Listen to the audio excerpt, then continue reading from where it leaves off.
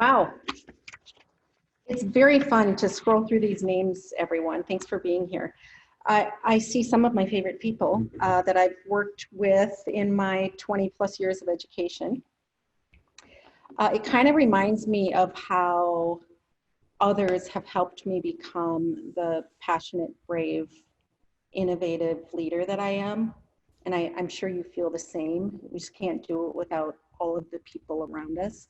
So I'd love for you to share who you are in the chat box. You might find a new connection today that might be your next favorite mentor. I've heard so much about many of you from the women on the panel.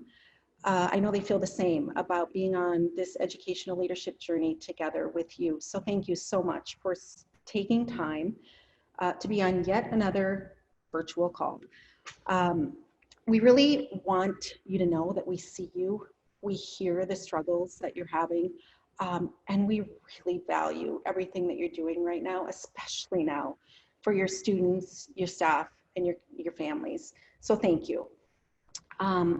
You know, we together have the power to impact and influence the trajectory of the lives of our next generation as we make decisions or don't make decisions about how we'll deal with the impact of COVID-19. I want to thank you for the questions that you sent in ahead of time, and they fell sort of magically into 3 groups mostly. So one of the groups was around leadership in this time. Another group was around SEL, strategies and how to sort of embed that in what happens next. And then the last grouping, which is really important, is how to connect right now in this time of disconnection. So thank you for the questions. And I want you to know that we have tried to weave answers into our time together, and we've saved 10 minutes at the end for additional questions. And if you have something that feels personal or not for the group, feel free to private message Alicia, the host, in chat, and she'll make sure that to take care of what you need. So for those of you who I've not met, I'm Pam Ryan. I'm a mom of 5 grown children, 2 dogs. I'm a lifelong educator. I am a certified social and emotional intelligence coach, as well as one of Brené Brown's global facilitators of Dare to Lead and Daring Classrooms work. Calm is my superpower.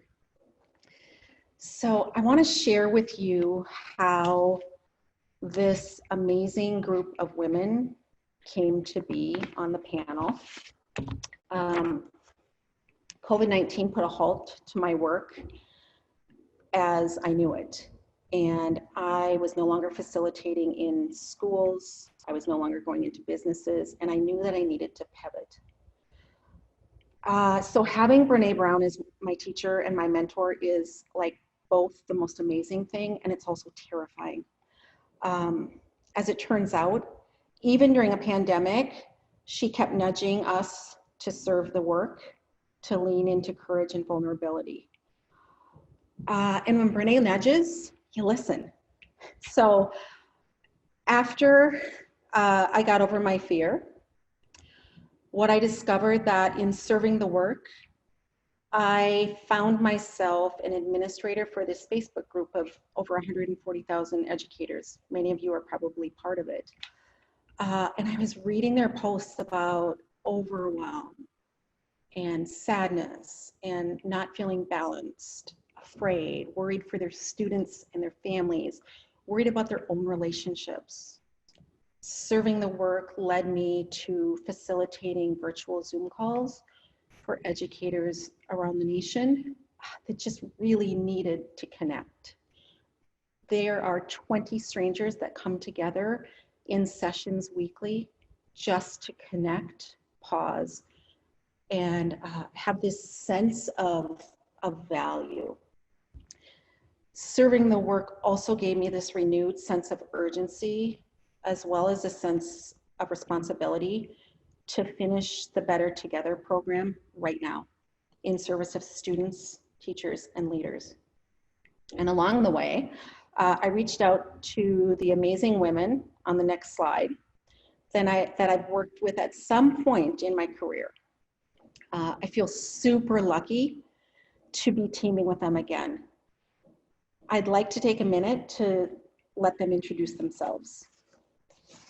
Thank you, Pam. It's such a pleasure to be here and so fun reconnecting with many colleagues and friends that I've met along my educational journey. So I just want to thank all of you for the work you do in your profession. It is the most highly regarded profession out there.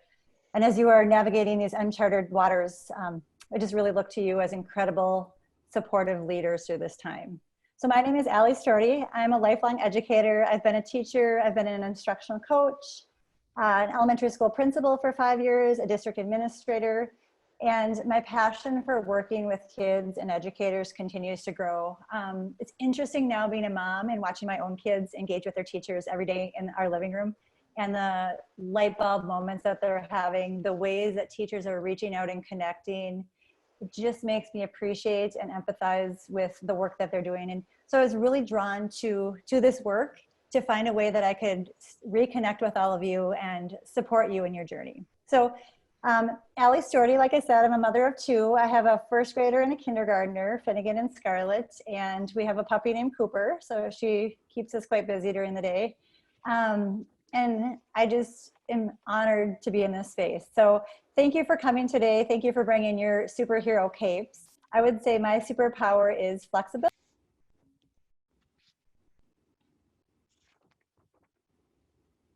Hi everyone, my name is Piper Nichols and I am a lifelong educator as well. I spent 14 years in Rochester Public Schools in Minnesota. I currently live in St. Johns County, Florida. I have had the honor the last 5 years of working with districts from, I used to say sea to shining sea, from the West Coast to the East Coast in a variety of positions. I've worked with district leadership teams. I've worked with building leadership teams. I've worked with teachers, students, families, and communities. One thing that I noticed throughout my 5 years of traveling the nation's public school system was that there is a strong sense of overwhelm, and that was before COVID-19. And so the urgency to support you all and districts and communities with social emotional learning became very urgent to me. Pam and I, over the last year, have been in great discussion over, we were both kind of in the data diva world, looking at a lot of literacy data, K through 12. But a lot of times the conversation came back to relationships with staff, relationships with school buildings, relationships with students. And so this work is really near and dear to me. I'm also a mom of 4, and celebrating the 5th was added a year ago this week. We have a daughter-in-law now. We also have 3 dogs, and they are being quarantined with my daughter currently so that they don't go crazy in the background. You know how these Zoom meetings are, you never know who's gonna go flying through. All right, Allison. Of course, talking on mute. I'm Allison Slade. I'm honored to be here as well. I have been in education for more than 20 years. The longest stint I spent as a school principal for 14 years. For the past couple of years, I have been able to be a leadership coach, designing leadership programs for teacher leaders in the city of Chicago and the Chicago suburbs. And my superpower is multitasking. I really think that we have an opportunity here as leaders to really redefine and redesign and reimagine what education can be for our teachers and our students, and what leadership can be for us. So this has really given me a lot of energy, although it's very scary to go into sort of the unknown. I think it offers a lot of opportunity for us as leaders, and I'm excited to be a part of it. Thanks, ladies. So as some of you might know, we held a town hall in service of educators a couple days ago and had a fabulous turnout. It was super fun. And what we're about to share is a variation of their experience. We've pulled directly from our Better Together program activities in service of the questions that you submitted. This is a sample of one of our teacher self-care cards. There's 40 of them, one for each week, with a topic that seems pertinent to our times and additional weekly support via text or email in service of the topic. But I think this is really fitting for today, for our time. One has to understand that braveness is not the absence of fear, but rather the strength to keep on going forward despite the fear, right? Like, I feel like we're afraid, well, I'm afraid every day. And so when we can frame it in terms of braveness, I think that's really empowering. And so before we get going and dig in, I'd like for you to pause just for 30, 45 seconds and jot down a list of all the things that you faced in the past month that were hard, that felt that you were afraid, that felt, you know, bigger than you, that you actually did. I just want you to remind yourself of how brave you can be. So take 30 seconds, do a brain dump of everything in the last month, or as much as you can, that you did in spite of being fearful.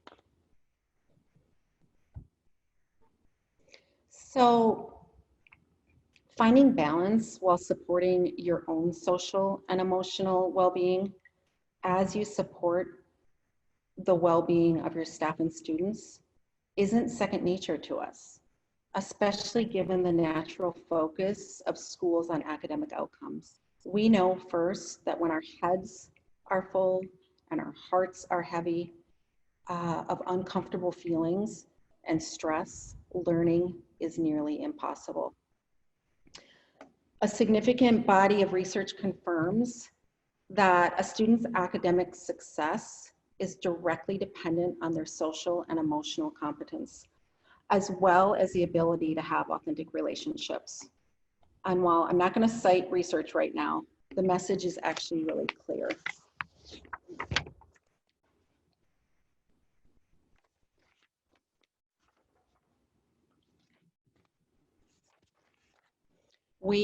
Our students, our families are experiencing collective trauma, collective grief, collective anxiety.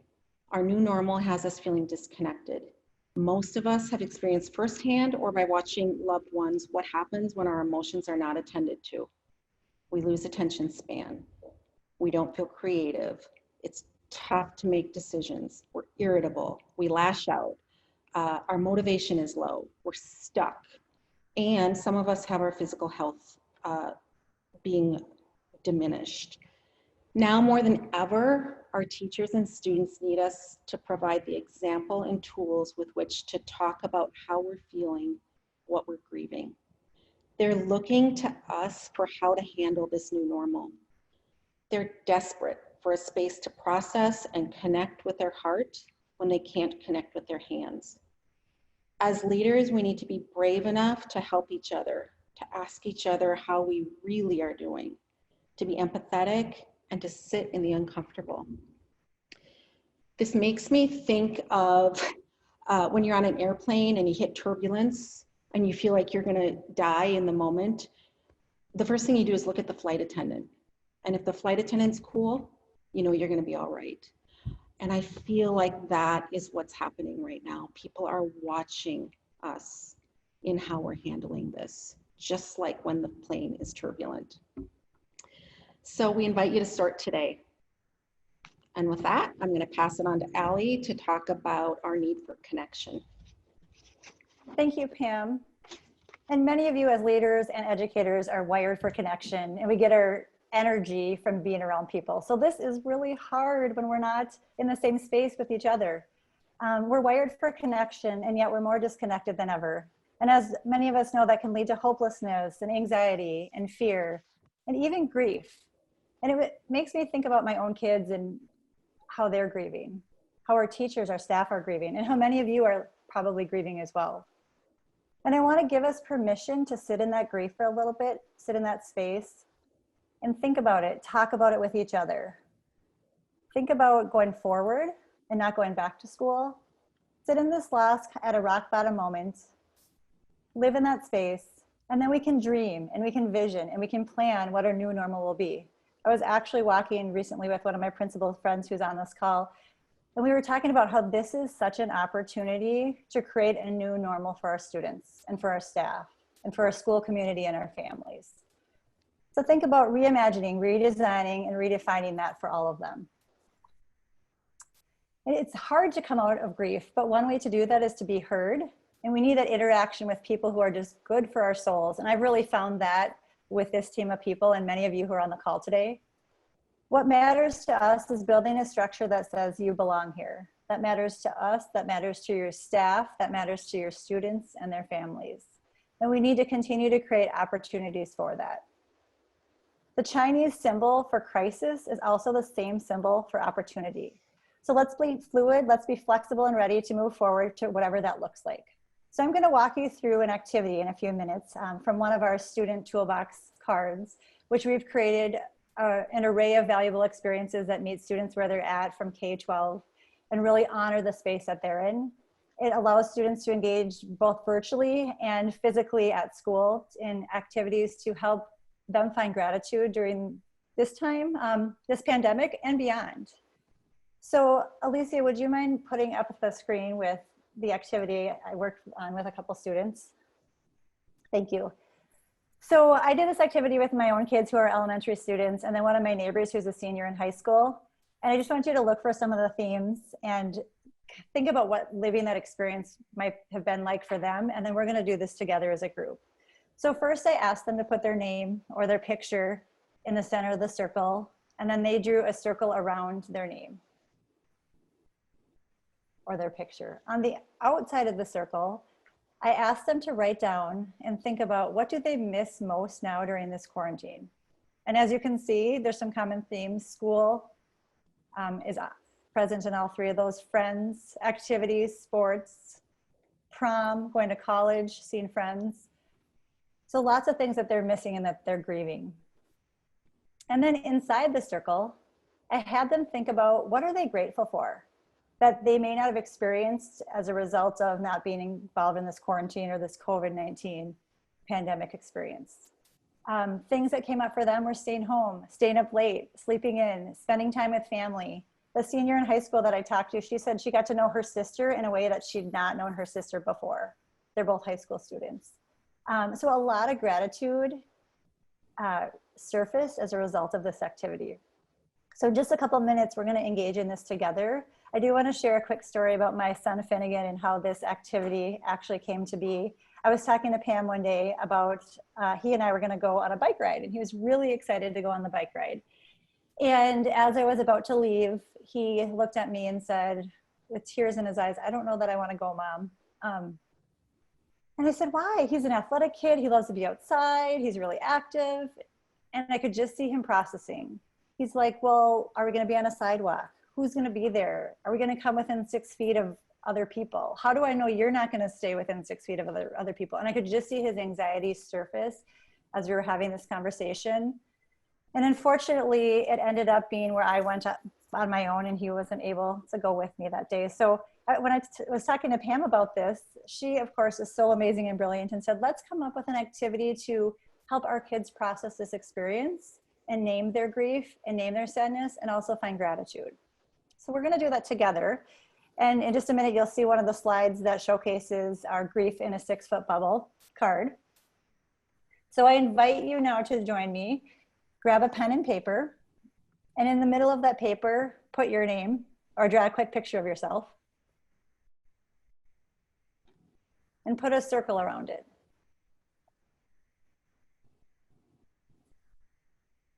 which is your 6-foot bubble.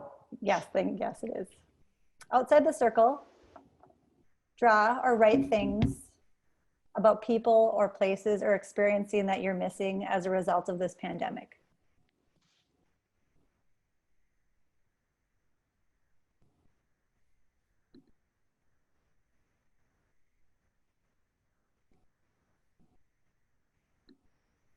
Things that are no longer possible. And be real. And I think as we think about doing something like this with our staff and with our students, modeling how authentic we can be in this experience will transfer to an experience like that for them. And then with inside your 6-foot bubble, so in the circle, think about what are you grateful for as a result of this pandemic, as a result of being in quarantine. And take just a minute or so to write those things down.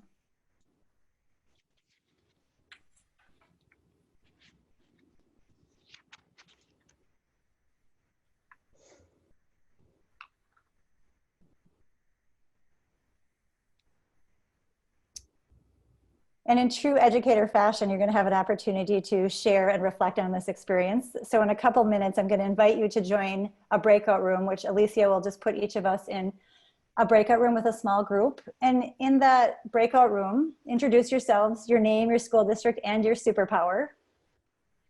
And allow yourself to be vulnerable in the space. Share with your group something that you're grieving, and nothing is insignificant, and something that you're grateful for that wouldn't be possible without COVID-19. And reflect and share with each other, what is this process like for you, and how might you offer it to your staff or to your team? And when we come back from our breakout rooms, I'm going to invite a few of you to share with the whole group. So thank you, and just hold for a minute. Maybe you want to take a picture of this slide or write these things down, because this visual won't be posted as you go into your breakout room. And Alicia is going to send us there in just a minute.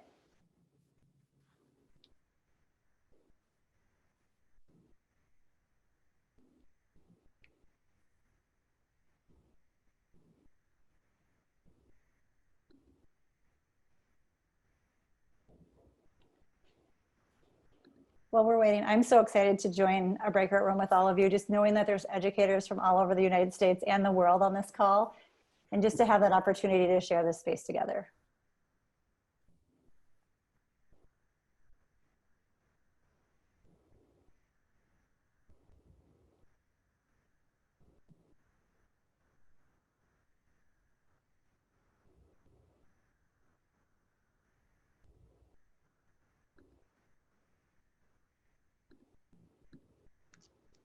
Somehow.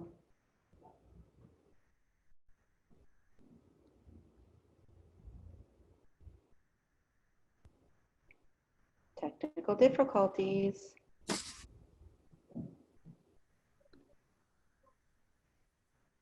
Well,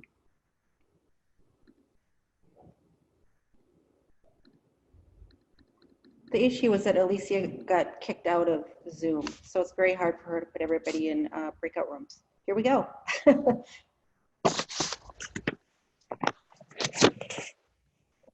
So sorry, friends, talk about it. That's okay, I got it going, Alicia.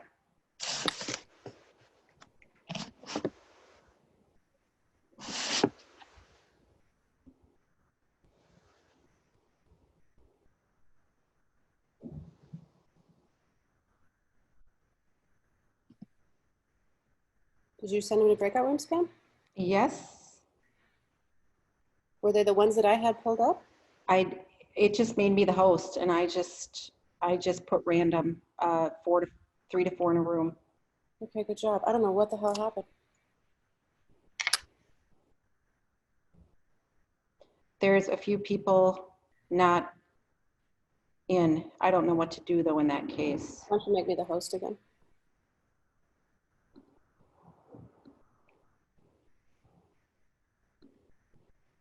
Thanks.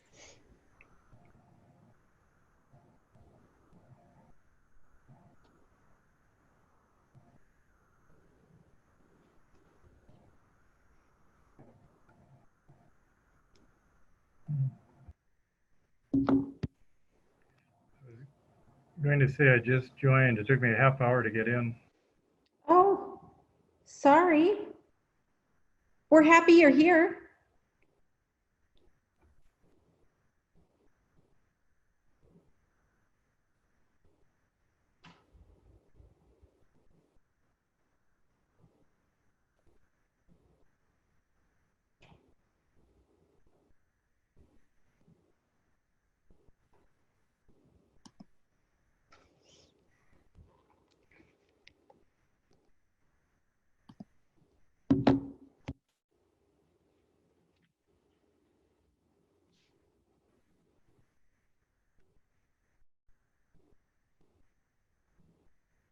Awesome. If you, Melissa, Shamelia, and Phil.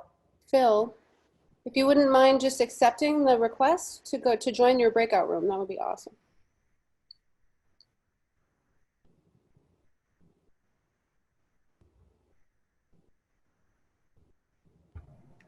I just got here, so I don't know what I would do, but I'm not seeing a request either. That's interesting. Let me resend it.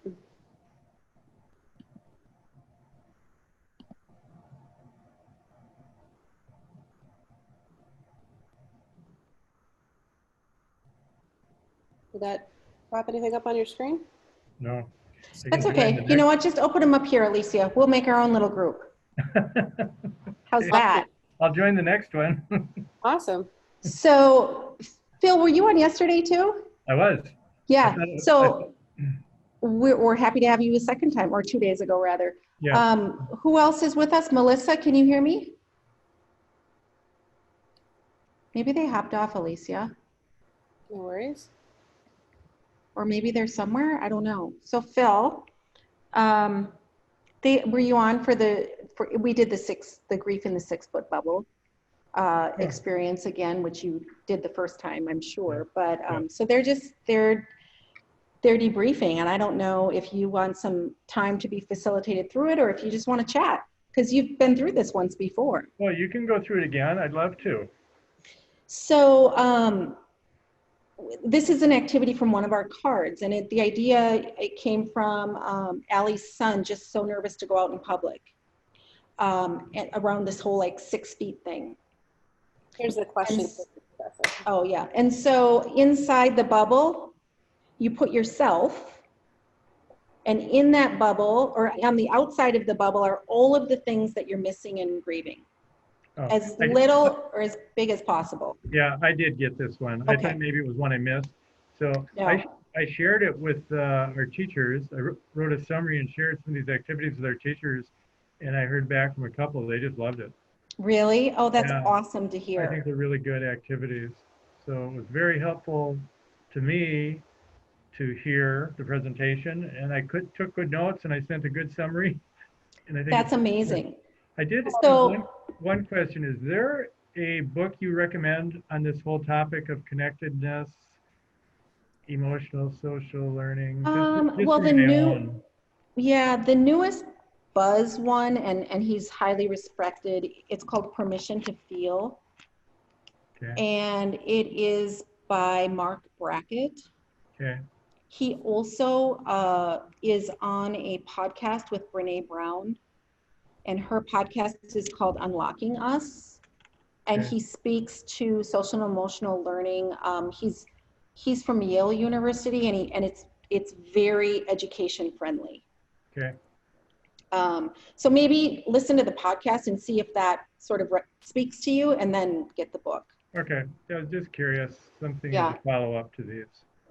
So Phil, I know you're a principal. Yes. What age range? Preschool through 5th grade. Okay. In Royalton, is it? Yeah. Yeah, okay. In between St. Cloud and Little Falls on Highway 10. Well, as it turns out, I grew up in Richmond, Cold Spring area. So not too So far I away. know Royalton. Yeah. The Dairy Queen specifically in Royalton. Right. It's still very popular. I'm sure it Big is. line there every night. Yeah. Well, that's good to hear about the feedback. And I'm glad that you felt comfortable going ahead and just sharing it with them. Yeah, That's I thought it amazing. was really good information. And, it's an area where we do some work in, but especially now, there's never enough support really. I know. And I It's forget how sensitive, I mean, some people are a lot more sensitive than others, including children. And I kind of forget that whole area where people can be struggling, adults and children, because I'm more focused on, the administration of things. So right. Yeah. that's been helpful. And I think it's not something that we're wired for, is to be in a classroom and talk about how we're feeling. Yeah. And so I think that teachers and leaders feel maybe ill-equipped, Mm-hmm. and yet this pandemic has sort of put a spotlight on our need, right? It's always been there, but now it's like you can't not see it. Yes. This Yeah, is I our guess window. that's maybe one of the good things about it. So, well, I think, right, how to approach it is a challenge, but if you have some practical kinds of activities to get into it with, that makes a big difference. Yeah, yep. So, well, thanks for being here again. I think they're popping back into the room, back to the big group. Okay.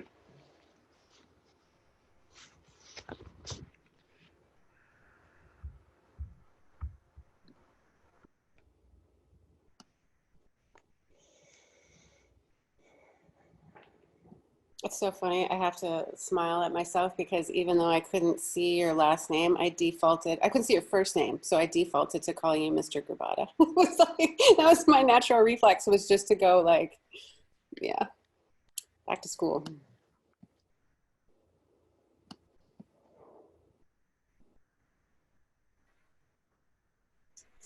Jim, thanks for being here again.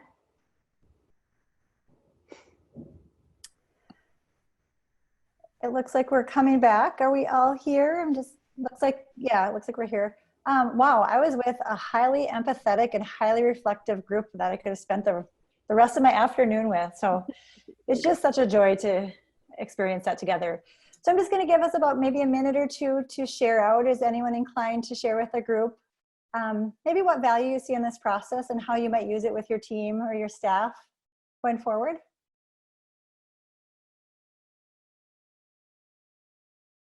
I can go. Our group saw a lot of commonalities in what we were both grieving and celebrating, and so I think it would be really great to do with the whole staff to just bring us together even more and show that we're all unified in what we're experiencing. Thank you for sharing and being vulnerable. We have space for one more person to share. I think there's value in just having a voice and being heard. People need to be heard and their thoughts need to be put out there. And oftentimes we're busy and we're hurrying and rushing. The one positive coming out of COVID-19 is it has allowed us in some circumstances to slow down and listen to ourselves and take stock in what's really important. And, you know, the moments that I have had with my colleagues, we've been able to say that to each other. We've been able to slow down and take time in life. And we realize life is very precious now. So we've come to value the people around us. That includes our students. And we understand that they are very important to us. It's not about content. It's about them as people. Thank you for sharing that, Steve, because I think a big takeaway for me is really finding the gratitude, the things that we're grateful for through this pandemic experience. It's easy to go to that place of grief, and it's okay to live there, but also to really find gratitude within this experience. So again, thank you for being vulnerable and sharing with us today. I'm gonna pass the baton to Allison. Great. Well, every time I've done that activity now like 5 times in the last week. And every time my bubble looks slightly different because I think I'm like grieving different things every day and every moment, and I'm celebrating, right? Different things every day and every moment. So I think it's a great activity for staff and then for staff or leaders, teacher leaders, to lead in their own team meetings, right? With their own teachers. Because I think, you know, the amount of vulnerability you have with different people in a school is also different. So thank you. In addition to sort of being wired for connection and sort of grieving and missing lots of things, our sense of psychological and emotional safety has been disrupted. And the safety, both emotionally and physically, of our students has also been disrupted. You've probably have had a lot of students experience a sense of safety that is very compromised right now. We're all used to having schools as a place to go to regularly, and everyone is closed. And leading in the midst of this ambiguity takes a slightly different lens. We haven't seen a time like this before. And sometimes those things don't always come very naturally, at least for me as a leader. I feel like I'm the one that always has to have the answers. And when there are no answers to give, right, that sort of gives me a sense of lacking emotional safety as well. Students today are dealing with lots of different things we were talking about in our group. You know, do they have a home? Do they have food? Do they have, you know, the things that they need to be safe in their home? But also they're watching the news and they're seeing, you know, people worried about things like how many hospital beds there are, or is there enough toilet paper to get them through? So many different things are things that we are concerned about and worried about. And all of this matters when it comes to learning, right? I'm sure many of you have heard of adverse childhood experiences, or ACEs, right? And although this is a very non-typical ACE, it is an ACE for everyone. And everyone is experiencing it in a different way. And now, as I said before, we have the opportunity to redefine a school as an environment that fosters both learning and community in lots of different ways, whether that means teachers and students gathered in a classroom, connecting over the internet, or finding individual ways to connect with one another. And we must create safety in this ambiguity. A new elastic mindset that we use and we teach our staff and ultimately our students to look through a different lens and reframe what school and learning is. One of those things that helps us be emotionally safe, and actually in our small group, Chris mentioned that she's kind of grieving, is creating predictable routines. So we all had a very specific routine, I'm sure, as school leaders, right? In your home and in your school when you got there. And so we need to really think about creating those routines in a different way. Even if it's a weekly virtual or emailed competition or game to your staff, where a staff member or a student can win a prize for participating, any way to help staff stay connected, but also lower the level of stress and anxiety that you're feeling. And these systems are likely not the same systems that we typically had when we were in person. And reimagining, redefining, and redesigning those systems is something that we should take as power and something exciting to move into the future. Sort of thinking about the creation of those routines also leads us to think about sharing that and our experiences that we are feeling as adults with others. It's important to model that there are so many things that are out of our control. All of the, what if we're going to be in school? What if we're not going to be in school? What if this? What if that? And that just leads our minds and bodies to experience a lot more stress. So I am going to lob it over to Piper, who's going to lead us through an activity that I find really powerful, and I actually do every morning, in thinking through what we can control and influence, and things that are on our minds, but we actually cannot control. So I don't know about you, but in the beginning of our quarantine, I found myself a little emotionally stuck. As a leadership team, we listened to a podcast by Brene Brown and Mark Beckett. And within the first 3 minutes, they started naming the word stuck and unmotivated. And I was quickly intrigued because I found myself stuck. Part of the reason I was listening to the podcast was because I couldn't even focus long enough to read a book. And so what they reminded us of was this idea that when we experience a lot of stress, our brain gives off a lot of cortisol. And so that the frontal cortex of our brain gets really focused, and it doesn't operate as efficiently as it does normally. So we might find that ourselves personally, or we might have staff that are in a stuck space. And so we experienced, actually collectively as a leadership team, this next activity. And it's something that I did at night. I think it's great that Allison did it in the morning, but it's something I was doing at night in order to finally go to sleep. I found myself up late, just letting my brain run, and it was getting in that tunnel vision.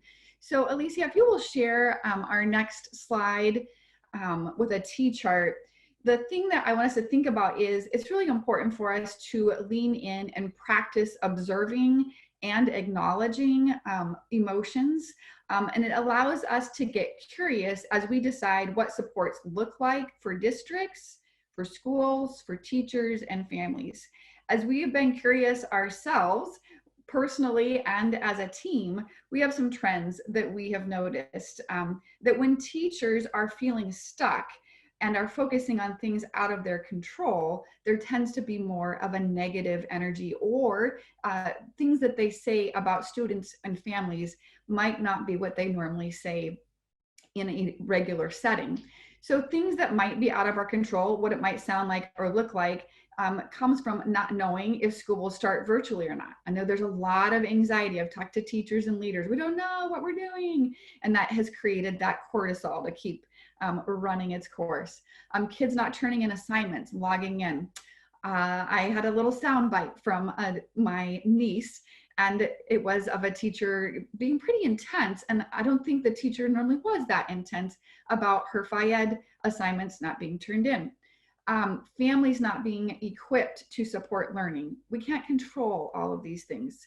And so we might hear teachers or leaders saying things that are focused more on what they can't control and what we want to use this exercise for. And I love it because even in our home, on our strategies card here with this activity, at the end of it, we have a signal for the T chart of what can you control, what can't you control, and what is the thought process that you're currently stuck in or celebrating. And so what I want you to do is to look at this and create your own T chart right now. On the left side, what is out of your control? It can be personal. I was supposed to be in England with my brother today. That's out of my control.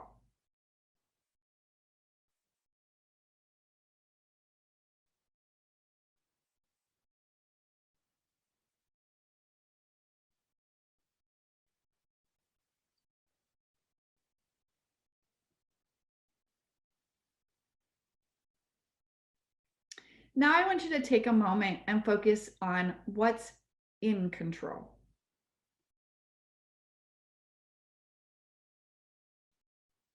What do you have control over?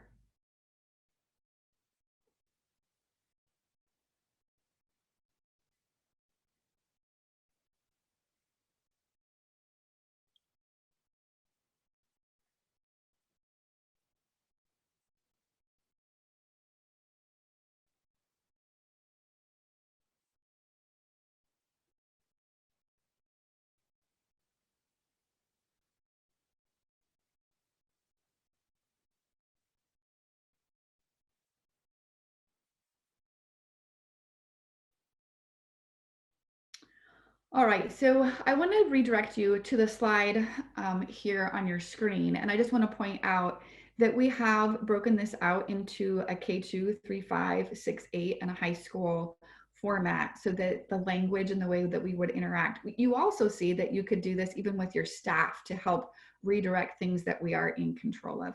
I know for me that once I do that T chart, or once we signal that to each other, it's a reminder of things that we are in control of. And I can kind of let go of things that are out of my control.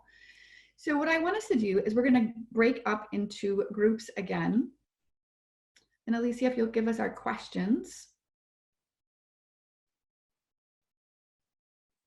So the first one is just share something that came out of processing this visually. Where do you want to put your energy? And what did you discover? I know for me, I discovered that it helped me release. How might you integrate this activity in support of your teachers and teams? So we're going to go again to our breakout rooms.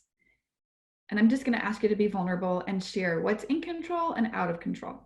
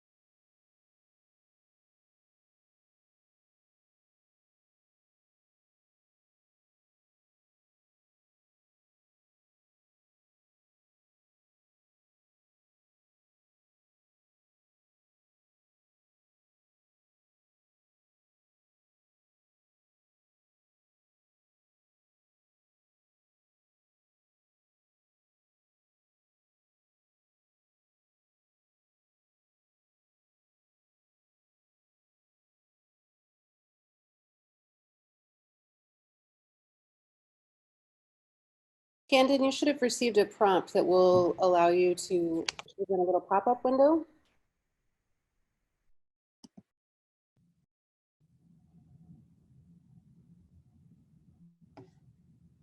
Do you see it? Got it, he said, or, yeah.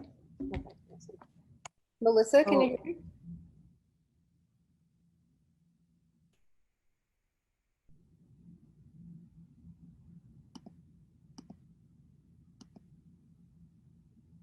Melissa?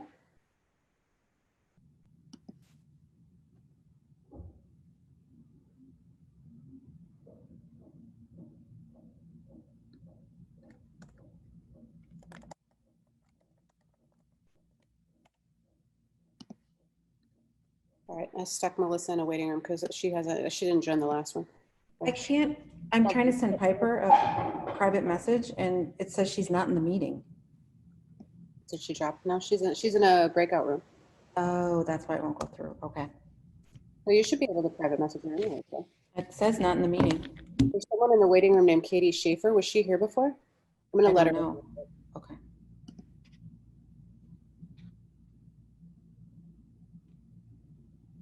Hi, Katie. Welcome.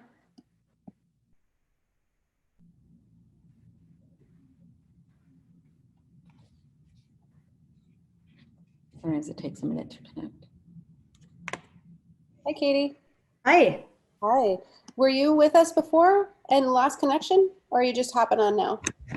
I was just trying to see, I was in another meeting, so I was trying to catch the tail end of it. Oh, okay, sweet. So I just wanted to bring you up to speed. Hi, thanks for joining us. My name's Alicia, and you're in the room with Pam and myself right now. Everyone's in breakout rooms right now, so we will chat it up with you for a second, and I'm going to let someone else in right now as well. Hi, Valerie. Katie, you might want to actually join a breakout room just to hear the discussion. I think that could be pretty powerful. Sounds I'm great. not going to force you. Yeah, Yeah, well, let's put them in because I think the value of the discussion. okay, awesome. That would be lovely. Thank you so much. And thanks for your flexibility. Yeah, no worries. Just take me 2 seconds to.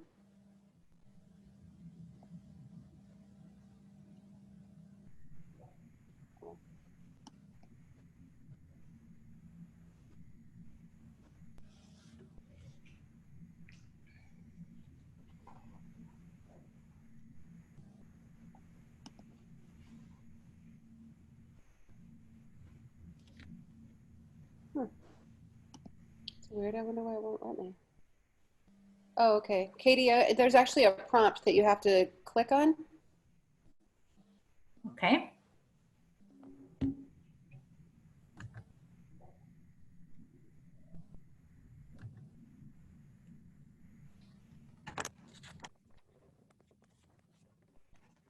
Katie? Let me try. I'm going to try moving you to another room and see if that will re-trigger the prompt. 1 second. Thank you. Yeah, no worries. Do you see it now? No, I'm sorry, I don't. Where are you coming from, Katie? Where do you work? Rochester, Minnesota. Oh, nice. Piper talks about Rochester all the time in a Yes, good way. we miss her. And are you a principal? I work as an instructional coach down there. Oh, perfect. Well, we're happy that you hopped on, and we are recording it. So if you want, we can get you the recorded copy too of what you missed. That'd be fabulous. Thanks. Yeah, and I'm so sorry. I don't know where to tell you to see. Alicia, timing wise, are we bringing him back soon anyway? Yeah. Okay.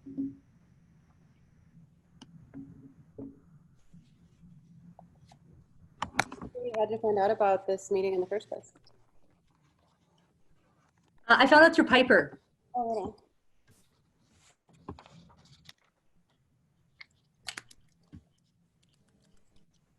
right on.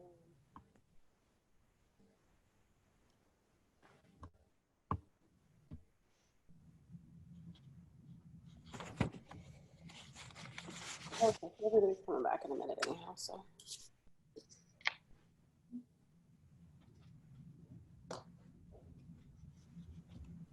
We'll be sending out an email at the end of all this, so that in that email then there'll be an option for you to choose like which card from this experience you want for yourself, and then in that too we'll send you out the link so that you can catch the front end of things. Do you want to quick show her the slides of those cards? Oh yeah, for sure. Just so she has a sense of what they just experienced and what they're going to talk about. Yeah, for sure. Okay, so this is what we're in right now. We're talking about, so this is the band of cards Yes, that we have, right? So the first one that we're looking at has to do with controlling what we can. So people, what they did was made a T-chart of what they can control and what's outside of their control. And then these are the discussion questions that everyone is processing right now. Great, thank you. Yeah, no worries. I'm gonna stop sharing this for just a second so I can bring everybody back.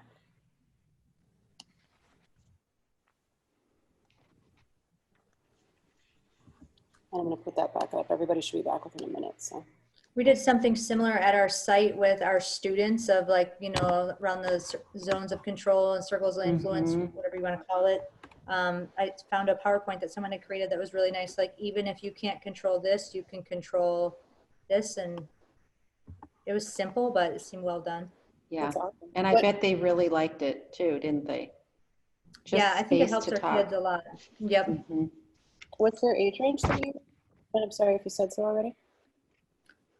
At our site, it's K5. Cool.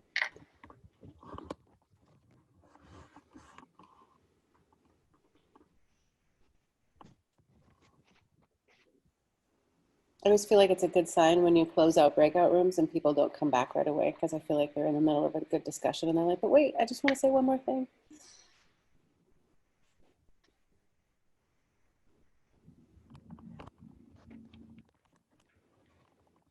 So hard when you're like literally mid-sentence. I know, I was just saying that. I was like, Especially for you.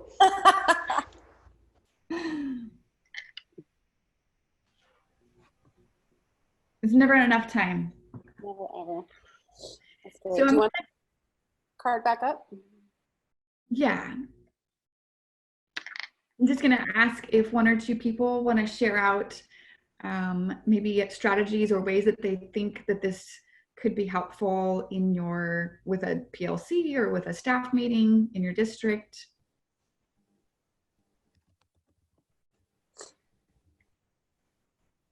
Hi, my name is Jo. Oh, go ahead, Trista.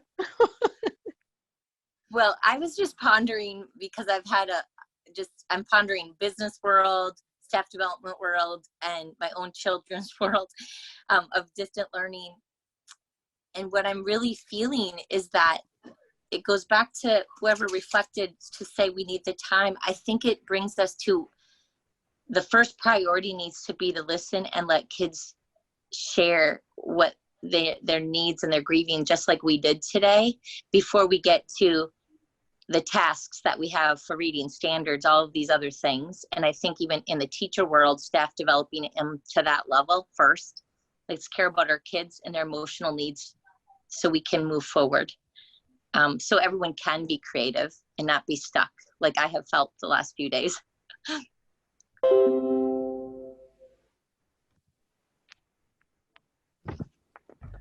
I think it's a really good activity to do with staff.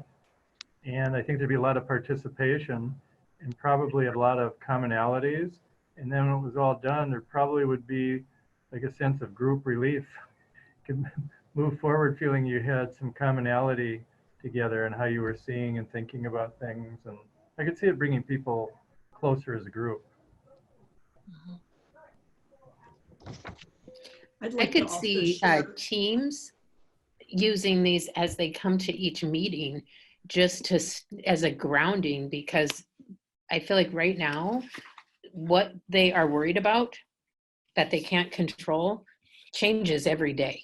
And so to reflect on that each day as they have their team meetings and just get grounded that way and kind of ground each other. I like that idea of just, it will bring them together in the dialogue that they will have around some purpose and a focus on what they can control.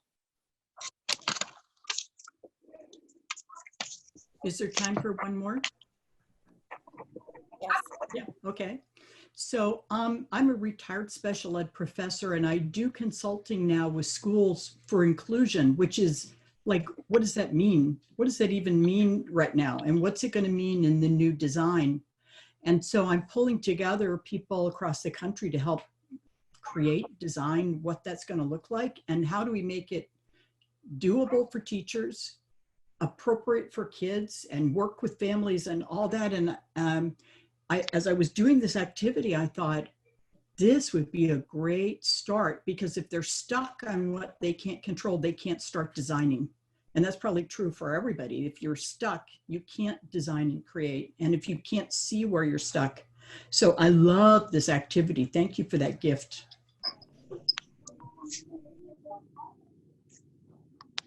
Thanks, Amy. So I think what struck me as I was listening to you share is that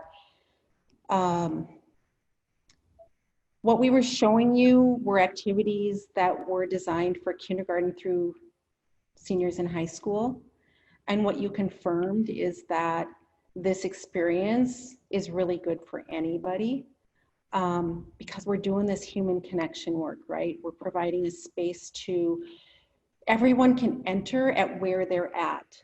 There's no right or wrong. It's a space to process, to feel, to develop strategies. And so we're really proud of that. And it warmed my heart to hear that while we have a way to facilitate it for kindergartners, there's a way to facilitate it for 8th graders, and to use really the student activity cards with your staff, you know, to create this common language and this common experience. So you've had some time to experience how it feels to sit in grief and loss, and to discover some gratitude today. And you've experienced how to use crisis or lack of control as an opportunity to shift your energy to hope and resilience, and to feel a sense of control, and to put your energy there. And I just want to say that what you've experienced is just a small sampling of ways that we can create emotional safety for our students and teachers, so that we can build communities. We can teach them about healthy relationships and setting boundaries, and we can invite them to show up their whole self. And the beauty that we found in this process, while it wasn't intended as we launched or as we developed this program to be virtual, it was an added gift, I guess, if I can say that without people throwing things at me. It was an added gift to complete this during a pandemic, during the uncertainty, knowing that school as a physical space of safety may not be how we move forward. That school might be a learning environment of safety, emotional safety, and healthy relationships. So I'd like to shift just a little bit. Brene Brown uses the term paint done. It's a phrase that signifies offering a complete picture. And again, while you've only had, you know, we've dipped your toe in today, I'd like to try to paint done for you. Our vision, it's bold and it's different from others. And if you know any of us on the panel, you know that we don't do anything small, that we go all in, and that we're not afraid to stand out when we have our feet grounded in our values and our passion. And that is what we stuck to as we created this. It's a program that puts teachers first, and that is grounded in an invitation for self-care with ongoing support. It's a program that includes interactive professional development, in person or virtually, with a foundation built on the skills and tools of Brene Brown's Dare to Lead research, Daring Classrooms, and the CASEL standards. Our professional development is an experience and a safe place to grow our courage skills, to be vulnerable, to learn how to show up for our students in a way where they can show up themselves. So let me share some details. You experienced a couple of the activities. We've got 4 grade bands. Each grade band has 80 activities, and they fit into 10 different categories that align with the CASEL standards. And while most curriculums are intended to go across a year, what I'm gonna say, because you know this, when we create a culture that is thriving at the beginning of the year, we're good as gold for the rest of the year. So 80 activities gives you 16 weeks, the first 16 weeks of school, to get this right, to move in a direction that our kids need to move, our teachers need to move. Having said that, many of the activities are like ongoing things that happen in a school community. So it's not a one and done. It's a way of being, just like the out of control activity that you did. It's not a one and done. It's a tool now that you have to help self-regulate and process big feelings so that you can have healthy relationships. The teacher self-care boxes, at the risk of sounding a little hokey, we really want it to feel like a gift. We want it to be pretty, and we want it to be, it's packaged beautifully, and we want it to be a gift. It's not Oprah quality gift, but it's a gift. We want them to feel like we hear them, we see them, and we value them. And it's not something that has to stay on their desk. It can go home, right? This is self-care so that they can show up better. They get a personalized QR code that brings them into a repository of additional support under the umbrella of self-care. Podcast suggestions, readings, and weekly day-by-day tips. We're nimble, we're flexible, meaning that our program supports the social and emotional development that grow with students and in support of a common language in your school. A support that exists effectively, whether virtually or in person or a hybrid. We're prepared for whatever unknown is in front of us because you know we're brave. We like go in when we're scared. Whether it's COVID, a Midwestern storm, or maybe we can ride off into a non-traumatic sunset and all celebrate anyway. We're committed to serving the work. We want to partner with you.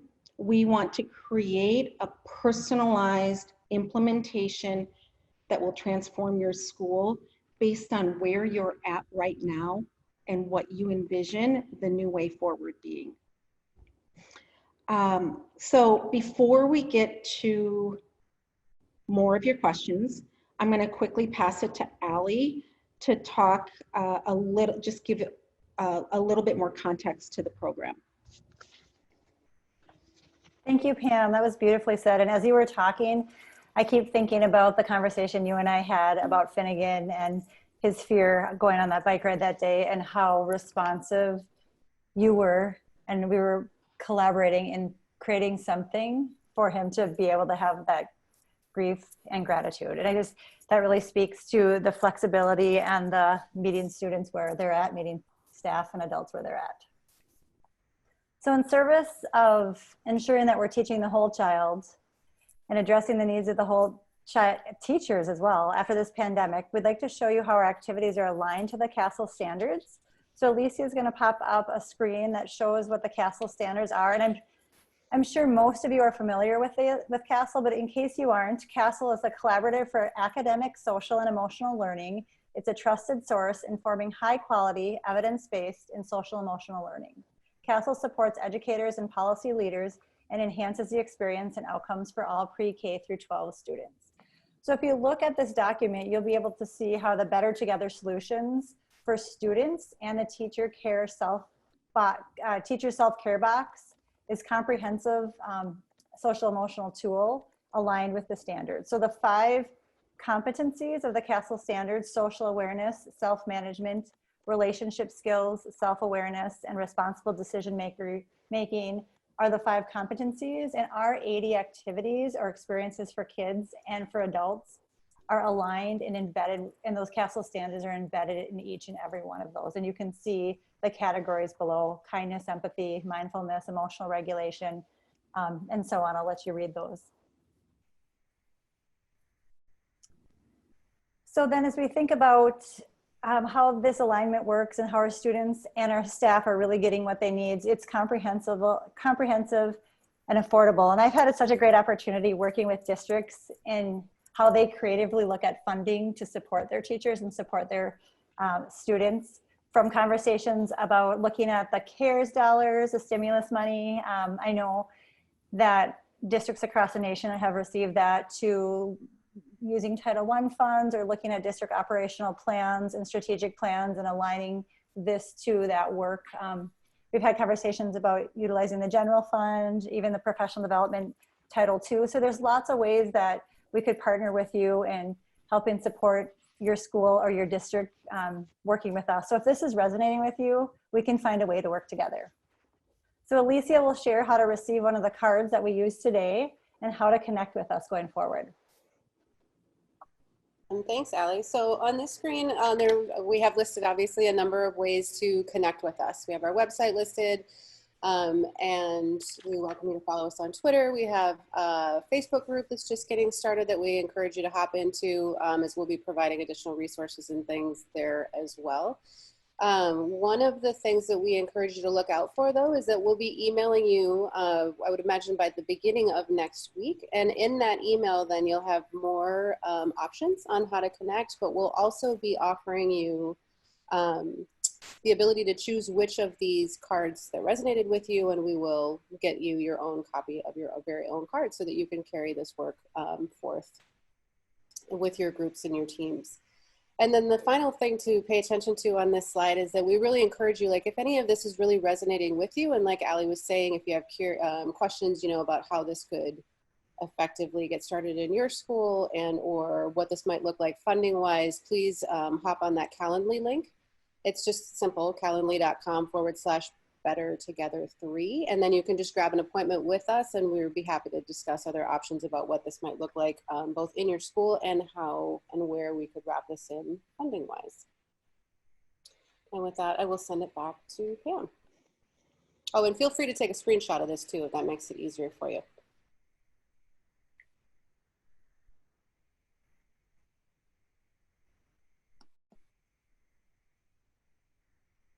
So I think we all agree that relationships and emotional safety matter for all of us, not just students. And we're in the business of human connection work, and it's super tricky right now, and it's not impossible. It requires brave, courageous leading, though. It requires prioritizing relationships. It requires us to talk about really hard things. We're inviting you to channel your superpower, put on that cape, and lead in a way with new courage and vulnerability. Our teachers and students need models now more than ever. Today, our goal was to create a space of connection for you, a space where you could pause to consider what you need and what your teachers need right now. As you plan the remainder of the school, for the remainder of the school year, or for next year, we want you to feel equipped and brave enough to lead your school community in a wholehearted way. We're hoping this approach resonates with you. We're looking still for a limited number of schools and districts in our first round of implementations to partner with us as we paint a new way for our teachers and students and families. And in the spirit of gratitude, I need to give a shout out to Jen and Carol and Mike, who have been alongside me in various stages of my journey and really have mentored me to be who I am now. So thank you for being here. And hopefully you can think of someone in your life that you can give a shout out to. It's a good feeling. So we have about,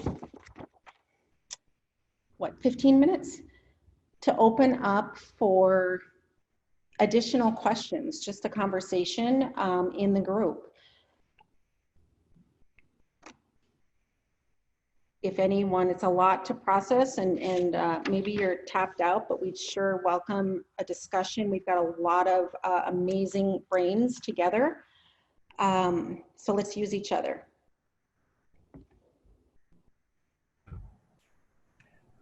I was wondering about the length of the program. I mean, do you work with schools for a year period, or what's the timeline? Yeah, I think as most of you know, that the longer the support alongside teachers and leaders, and frankly, we offer family and community engagements also, the more it becomes part of who you are. And so I believe, I think we all believe that across a year is what we're shooting for, because we have we can measure, right? We can measure the success by where are we at now, and how do we know that this is just best for kids and teachers and families. And I also would put a plug in for, if you've ever experienced PD across a year, sometimes spacing it out once a month isn't the way that works best. If you're trying to create a new culture in your classroom and give your teachers a feeling of like empowerment, maybe it's heavier on the front end of the school year, right? And it's gradual release, and we taper off to just extended virtual coaching or something, or popping in virtually to a PLC, popping in, you know what I mean? So I think that's the beauty. We're small, we're mighty, but we're super flexible in making it fit your needs. I'm thinking of our school. We're doing PBIS training, and we're doing high reliability school training. So how something like the flexibility to fit something like this in when everything's competing for staff development days. Yeah, and I'm glad you brought that up, Phil, because I failed to mention that this isn't designed to be an add-on, a check the box, a one and done. Yeah. All of these activities could be integrated at any point in the day. It is not a curriculum in a traditional sense. It is facilitation skills and strategies that can be embedded in a literacy lesson, in a morning meeting. It is not, okay, now it's time for SEL. So I think that is something that makes us different. This is a tool that makes a teacher feel more comfortable so that a student can feel more comfortable. I was wondering the training requirements. Yeah, so I'm gonna, Phil, I would love to, maybe we can talk offline specifics so that we can, no, I appreciate it. But so we can use this space to sort of, yes, specifics are important, but if it's something for your personal structure or school, let's talk offline. All right. And awesome, I'm gonna jump in quick. Phil, I'm so glad you're here, and thanks for asking questions. And Pam and I can reach out and connect with you shortly. So thank you again. Thank you. I thought I was getting a little carried away, but. We like carried away, it's good. Right. I have questions in the chat too, Pam, if we could address those. The first one is from, my scroller's not working, it's from Kim, who says, will the teacher-focused PD use these same activities that we did in the breakout rooms? Yes and no, some of them, because some of them get at vulnerability, get at language that students need to hear.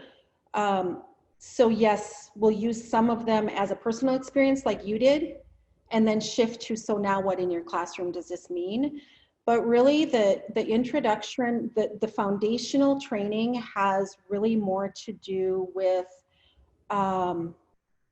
shifting mindsets around being vulnerable and showing up courageously and feeling equipped to go into classrooms in a different way. And part of that process, we know, starts with us doing our own feeling work. That might not be the right word, but like processing work.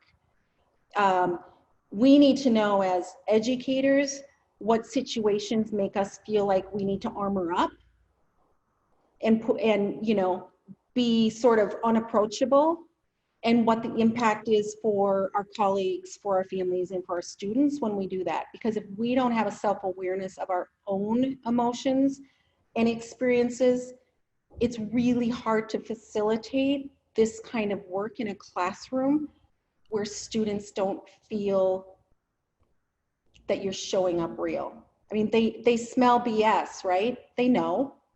And so in order to like step into this work, we provide a collective experience that helps buildings look at their trust, look at clear, kind communication, look at what it sounds like to be vulnerable and talk about hard things in a safe place. We talk about values and how those values impact how we show up in our classroom. So yes, and we lean very heavy into the Dare to Lead and Daring Classroom work. And having said that, we're always flexible in planning something that is meets your needs. Kim, Hey, does that Pam. Yeah, Mike. So I appreciate this opportunity to have this introduction, because, you know, there's a lot of times there are some frameworks that embed themselves in SEL, or they say they're SEL grounded. However, when they start to embed within the classrooms or with the staff, it's a lot of yoga or some very minimized SEL features. And I just appreciate that it's grounded in Bren's work, and that, you know, a lot of that rings true when I hear you talk. And that means more to me. You know, it's hard to get my staff to do yoga at 3:30 in the meeting. However, it's not hard for them to be vulnerable. I think we have a really awesome culture and climate here, but, you know, like the things that we bring in have to match that. And I don't always necessarily feel, you know, somebody says it's tied to SEL and all of a sudden someone at district level is ready to just rock it out. And it's unfortunately not always that good match. And I feel like this is that right match, that good work, that right work. So thank you for that. Thanks, Mike. I think just to build on what Mike was saying, and, you know, Mike, don't knock yoga, my friend. We know each other, so I can say that. But I think what's important is that there's lots of tools out there that people already use, right? And this is not, as Pam said, you know, another tool. This is about mindset work, first and foremost, and then has the skills and strategies then sort of concretely for teachers to then bring that to their students. But frankly, it's not as impactful if they just do the activity on the card without doing, right, all the work about their own mindset first. And so that's what the professional development is designed to do. Awesome, thanks. We also then have a question from Sarah, who says, can people on the panel speak to whether or how culturally sustaining pedagogy is integrated? I hate to talk again, but I literally just talked to Pam about this morning before this call. So I think there's several different elements of the program. You saw the student activity boxes and then the self-care. They are definitely built with the idea of multi-cultural and, you know, sort of being culturally responsive and really trying to meet the needs of a variety of students, no matter what. But we are pretty deliberate about, you know, especially with the self-care work as well, making sure that students can see themselves, teachers can see themselves in the work. Does that answer your question, Sarah? Feel free to unmute yourself. Sorry, that took me a second. I'd like to hear more, but if there's other questions, I can follow up individually. Well, to add what you were saying, Allison, I think the vulnerability aspect and people sharing where they're coming from breaks down a lot of cultural barriers just with students understanding each other. And then one thing that really struck me was that you were talking about the ACE, one of the ACE measures, and this being one of the ACE measures for everybody in the building. So we're kind of doing a rebuilding of the culture around trust and I don't want to say vulnerability, but just understanding each other better and coming back and starting in this way seems like a really powerful way to relaunch our life, school life. So yeah, I just want to piggyback on that, but I'm curious about the assessment. Can you talk a little bit about the assessment as far as, is there a baseline and then you're just kind of seeing how growth is happening over time? Yeah, so we have several options. And I should share that we're in talks with the University of Minnesota to become a partner for some official research in order to be approved by CASEL. But aside from that, we have access to emotional intelligence assessments for students or for adults, which would allow for a pre and a post. It measures 26 competencies in the area of emotional intelligence, awareness of self, awareness of others, managing self, managing others. We recommend that you choose a cohort of invested teachers or a cohort of students that are being led by invested teachers. And that's one way to show the pre and the post. We also are designing a student and a teacher survey where they rate themselves on how they're feeling at the beginning of the year, January and end of the year, to see if they're shifting as we create classrooms where we normalize these feelings. And the third is the Deering Leader Assessment, designed for teachers in leadership, that comes from Brene Brown. You know, not as extensive, but a really brilliant tool at getting at conversations around armor and daring leadership, and using it as a tool to allow teachers or teams of teachers to choose a goal in order to, like, what situations can I show up differently. We all need our armor, right? In certain situations, we're not trying to tell kids that they should never have armor, or adults, because there's situations that you have to armor up.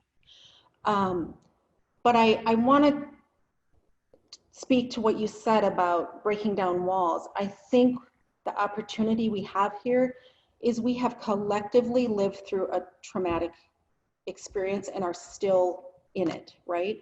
And so that we get to start our classrooms with that collective experience, and we have a decision to make. Are we going to talk about it, or are we not going to talk about it? And as we use that as our launching pad to go deeper into this work, it brings perspective to students about each other and an openness to break down those walls. So thanks for bringing that up, Jim. So we have gone over, oh no, it's 2:30. So we would invite you, if you want to stay on and have other questions, we'll keep it open for a helpline or, you know, more Q&A. But before everyone pops up, we just all want to say thank you from the bottom of our hearts. It was a pleasure to be here with you, and be well. We hope to hear from you. We hope to partner with you. And if you'd like to stay on and continue talking, we're all in. Yes, thank you all for being here. It was a pleasure seeing familiar faces and being in the space with educators, like I said earlier, across the nation and the world.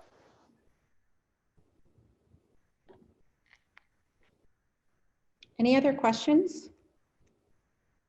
Chris, I'm excited. Was I muted? Sorry. I just want to talk to you more, Pam, about the PD, whether virtually or in person in the fall, and getting something scheduled now, because this is exactly the conversations we're having in each of the team meetings. We need to take this deeper, and we need to help teachers be able to take this to their kids. I'd like to,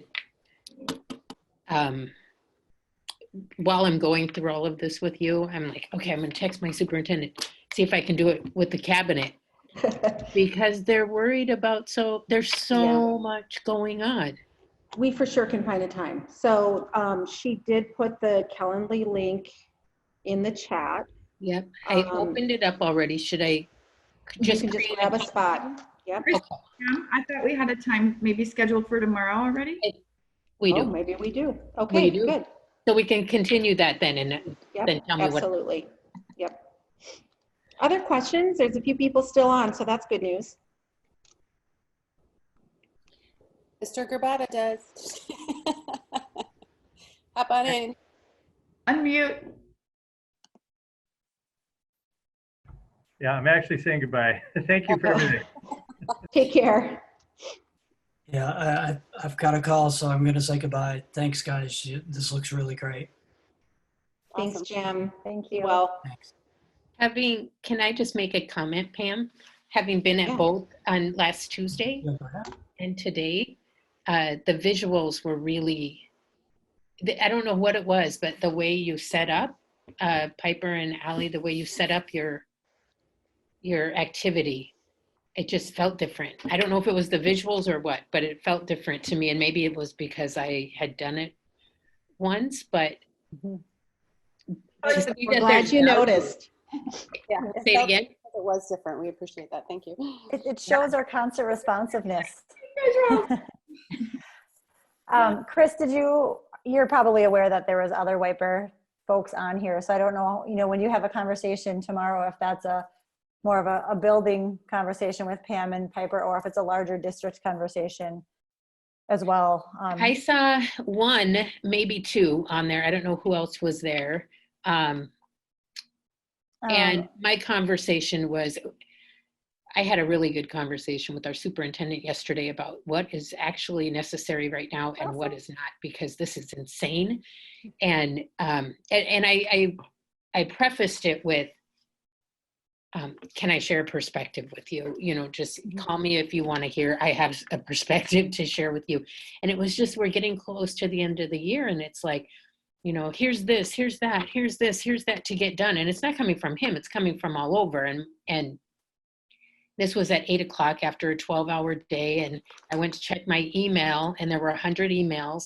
And that was about the third one down. I got a 22-page rubric to assess my MTSS process.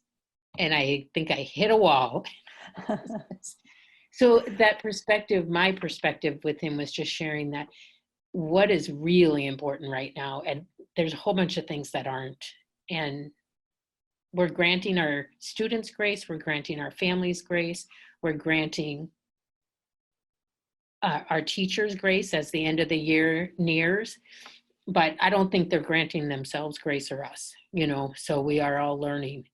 And it was, I think it would be great to introduce what you guys do to them in a way that can help them even processing their own stuff right now.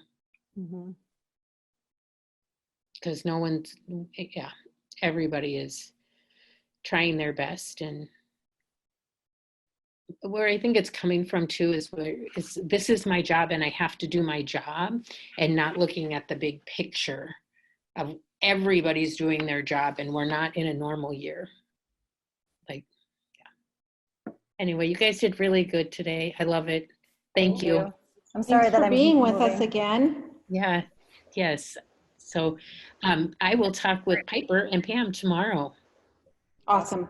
Looking forward to it. Thank you so much. Beautiful job, ladies. Thank you.